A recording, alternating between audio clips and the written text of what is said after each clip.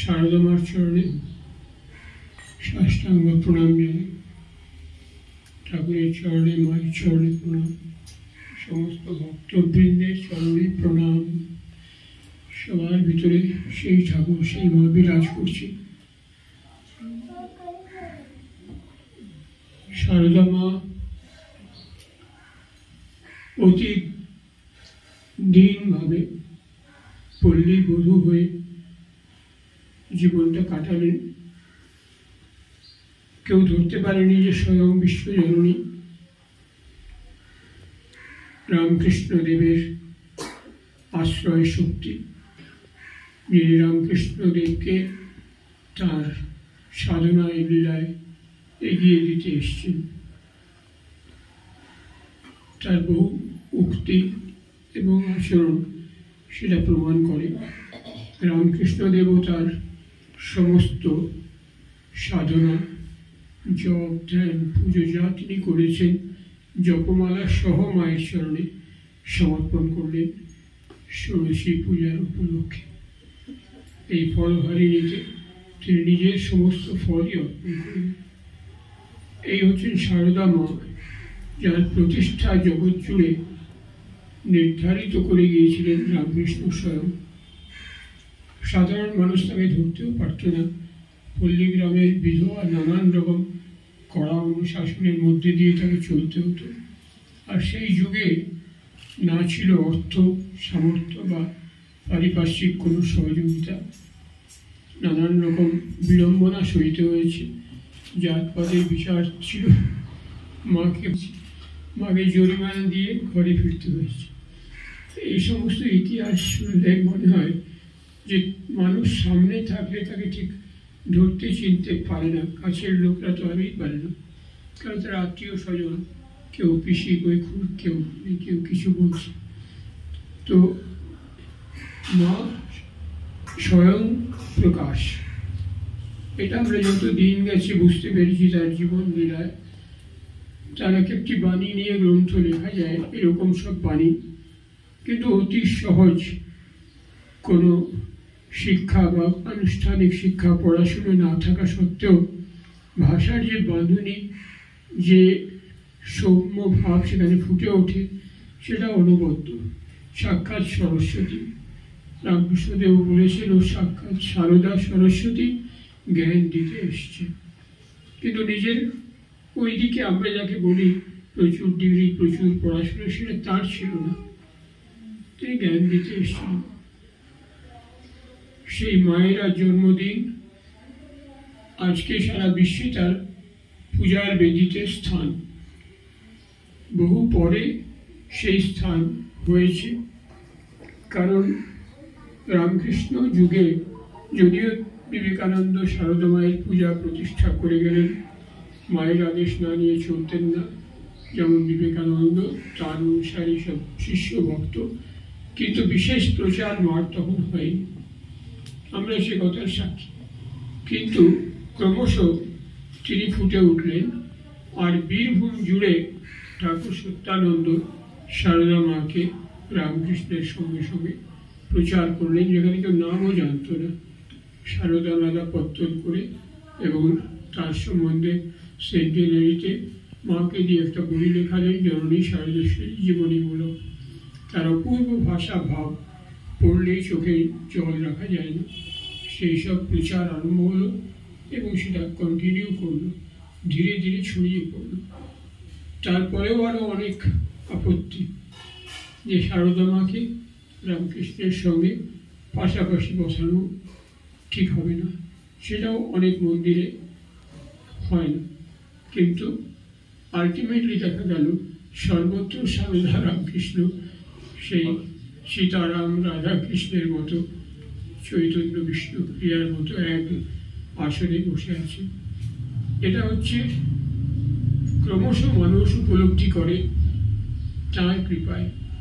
তিনি যদি সেই কৃপা সঞ্চার করে, মানুষ তাদের স্বরূপ কিছুটা বুঝতে পারে। সেই একই লীলা আমরা দেখেছি।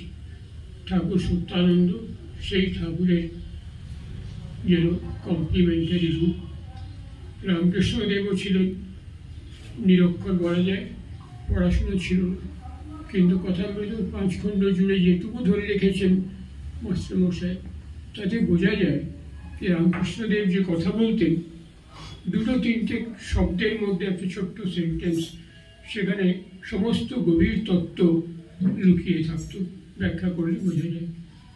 ঠিক সেই রকমই সারদা মাও নিরক্ষর জ্ঞানশূন্য, দুজনে এই রূপ নিয়ে এসেছিলেন। ঠিক বিপরীত আমাদের ঠাকুর এবং অর্চনা মা, কমপ্লিমেন্টারি, তারাও পূর্ণ, এরাও পূর্ণ।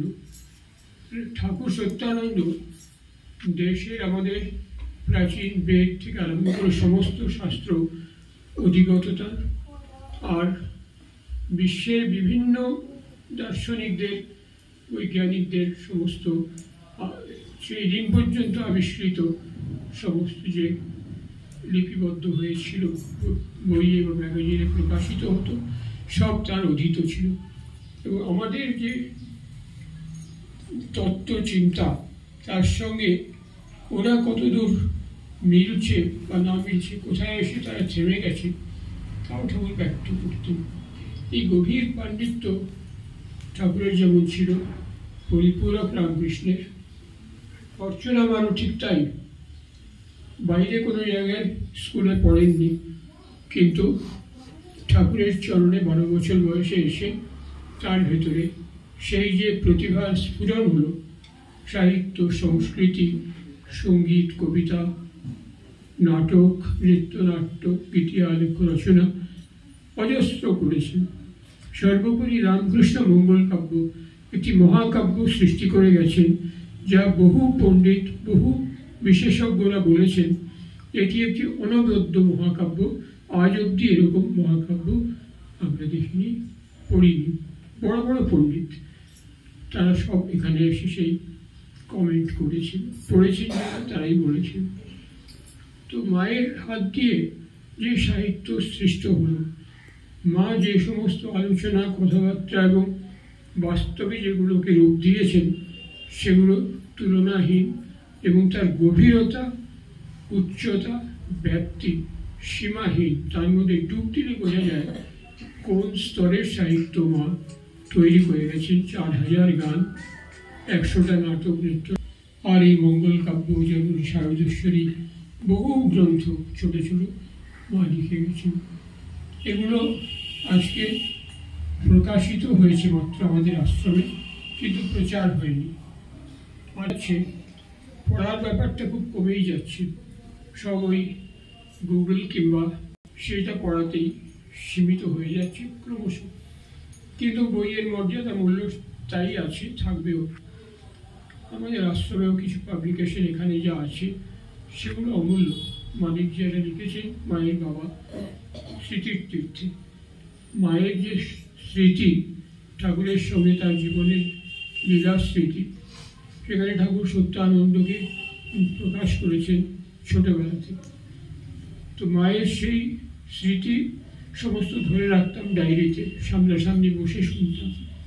সোনার স্মৃতি বলে একটা বইতে সেটা ধরা আছে। দেখা যাবে যে মা ওই কথ্য সাহিত্য আমাকে বলে যাচ্ছেন, আমি লিখে যাচ্ছি। কয়েক বছর এটা চলেছিল, 1-1.5 ঘন্টা ঘর বন্ধ করে ধ্যানস্থ হয়ে আমাকে শুনতে হতো। সে অদ্ভুত একটা পরিবেশ, ঠিক মনে হতো যেন সেই সময় আমি উপস্থিত হয়ে গেলাম মার বলার ভঙ্গিতে। তো এই যে সহজ সরলভাবে আমাকে গল্প বলছেন, সেটা লেখা হয়ে গেল। আপনারা দেখুন মা কীভাবে সহজভাবে বলে সৃষ্টি করে গেলেন। যাই হোক, সবই হচ্ছে পরিপূরক লীলা, এক জায়গায় শেষ হয় না। রামকৃষ্ণ যেমন পূর্ণ, চৈতন্যদেব তেমনি পূর্ণ, শ্রীকৃষ্ণ তেমনি পূর্ণ, রামও তেমনি। আবার ঠাকুর সত্যানন্দকে গভীরভাবে অধ্যয়ন করে তার মধ্যে যদি ডুব দেওয়া যায়, দেখবেন সে আরেক পূর্ণ। একটা শ্লোক আছে, পূর্ণম পূর্ণম ইদম পূর্ণাৎ পূর্ণম উদচ্যতে পূর্ণস্য পূর্ণম আদায় পূর্ণম এবাবশিষ্যতে। ওখানেও পূর্ণ, সেই ব্রহ্মস্বরূপ, তত্ত্বস্বরূপ, পুরুষোত্তম তত্ত্ব, সেখানেও পূর্ণ। আর এই বিশ্ব ব্রহ্মাণ্ড জুড়ে যা কিছু দেখছি, তারই ম্যানিফেস্টেশন, তারই লীলাবিলাস। তিনি বিলসিত হয়েছেন। এটাও পূর্ণ। পূর্ণ থেকে পূর্ণ আদায় নিয়ে নিলেও পূর্ণমেবা অবশিষ্যতে, পূর্ণই অবশিষ্ট থাকে। এই যে অদ্ভুত সমস্ত মানে শ্লোক আমাদের উপনিষদে বিভিন্ন জায়গায় উল্লেখিত, কত গভীর তত্ত্ব সব। তো সেইটাই আমরা রামকৃষ্ণকে পূর্ণরূপে দেখি। পূর্ণাৎ পূর্ণম উদচ্যতে, আবার তার আবির্ভাব ঠাকুর সত্যানন্দ রূপে দেখি। তেমনি শারদামাকে দেখি অর্চনামার মধ্যে এবং অর্চনামার মাধ্যমেই বুঝতে পারি এই লীলাগুলি ঠাকুরের এবং মায়ের। আমি আর